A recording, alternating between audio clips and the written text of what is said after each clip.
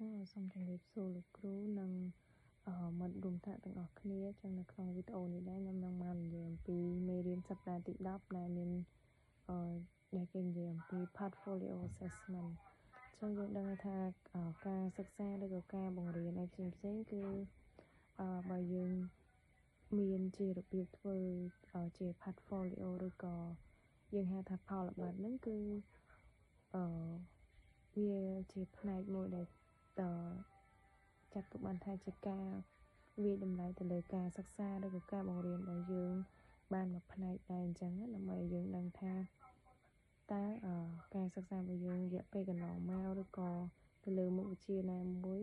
មានការរីកចម្រើនឬក៏ថយចុះអីចឹងទៅអញ្ចឹងកុំឲ្យខាត់ពេលយើងទៅចូលដល់ខ្លឹមសារមេរៀនតែម្ដងចឹងទី1គឺចរិតលក្ខណៈនៃផលប័ណ្ណឬក៏ portfolio នឹងចំពោះការរៀបចំរបស់សិស្សចឹងក្នុងនោះដែរគឺមាន3ផ្នែកសំខាន់ទី1គឺការប្រមូលផ្តុំរបស់សិស្សត្រូវតែមានគោលបំណងច្បាស់លាស់ចឹងយើងធ្វើអីមួយគឺយើងត្រូវតែចេះ set នៅ plan ឬក៏មានគោលដៅអីច្បាស់លាស់ដើម្បីធ្វើវាអញ្ចឹងណាហើយទី2គឺសិស្សត្រូវតែចូលរួមសកម្មក្នុងដំណើរការជ្រើសរើសកិច្ចការដែលត្រូវដាក់បញ្ចូលនៅក្នុងផលប័ណ្ណអញ្ចឹងក្នុងនោះដែរសិស្សតម្រូវសិស្សខ្លួនឯងគឺដឹងថាតើកិច្ចការមួយណាដែលយើងត្រូវដាក់កិច្ចការមួយណាដែលយើង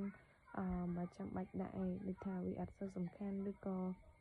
អត់មានន័យអីគ្រប់គ្រាន់អញ្ចឹងយើងមិនចាំដាក់ចូលនៅក្នុងផលប័ណ្ណហ្នឹងឯងអញ្ចឹងសិស្សក៏ត្រូវតែចេះ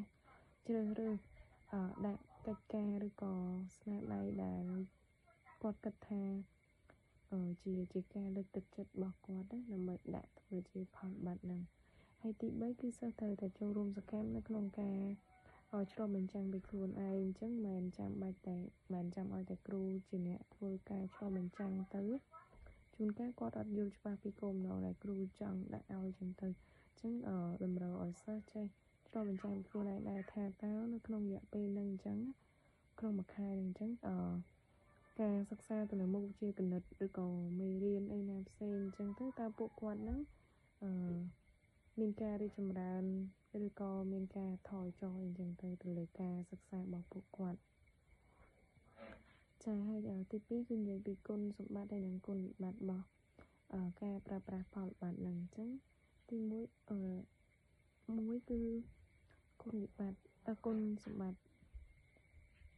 សំទោសគឺគុណសម្បត្តិចាស់ទៅហើយអញ្ចឹងគឺទី1គឺជំរុញឲ្យការវាតម្លៃហ្នឹងតាមបែបសហការរបស់សិស្សទី2គឺបង្កើតការលើកទឹកចិត្តរបស់សិស្សអញ្ចឹងបង្កើនការលើកទឹកចិត្តហ្នឹងមកឧទាហរណ៍ដូចថា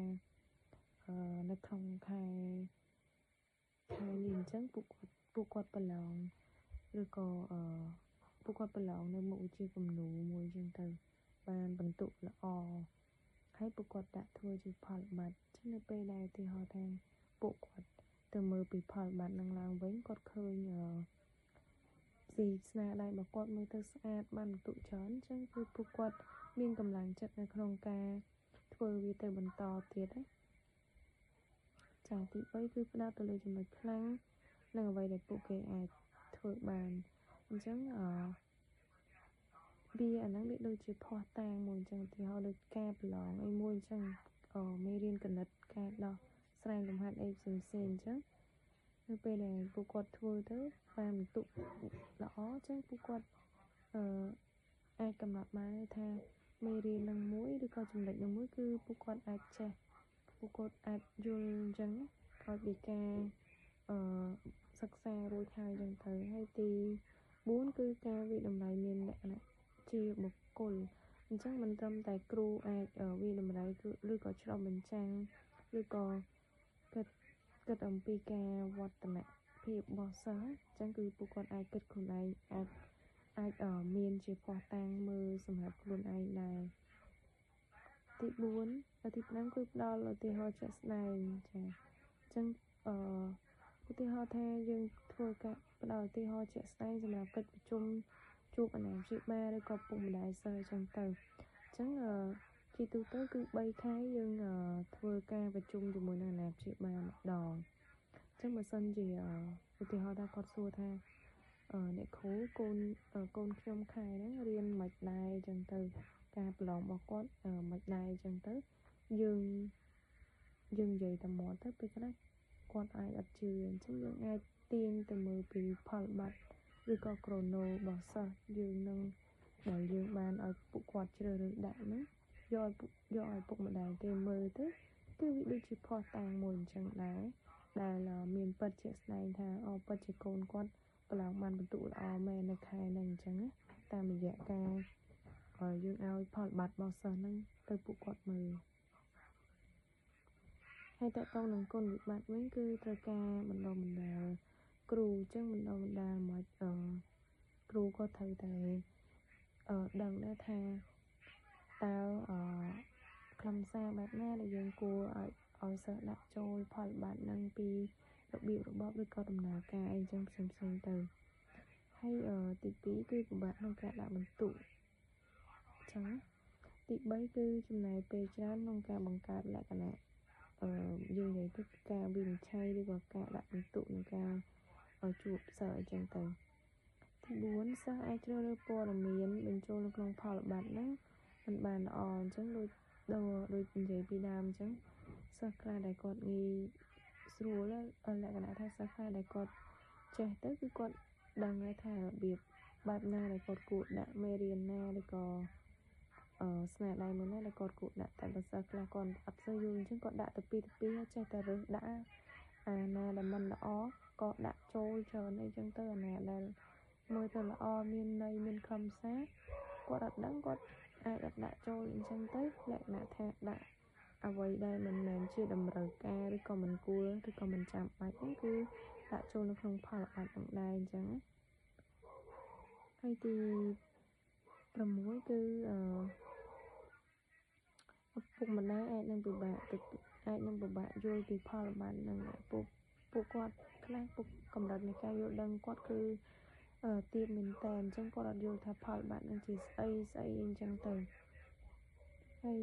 ចូលដល់ទី3គឺប្រភេទនៃផលបត្តិអញ្ចឹងយើងដឹងហើយថាប្រភេទនៃផលបត្តិគឺមានច្រើនផលបត្តិស្នាដៃនឹងឧទាហរណ៍ថាក្នុង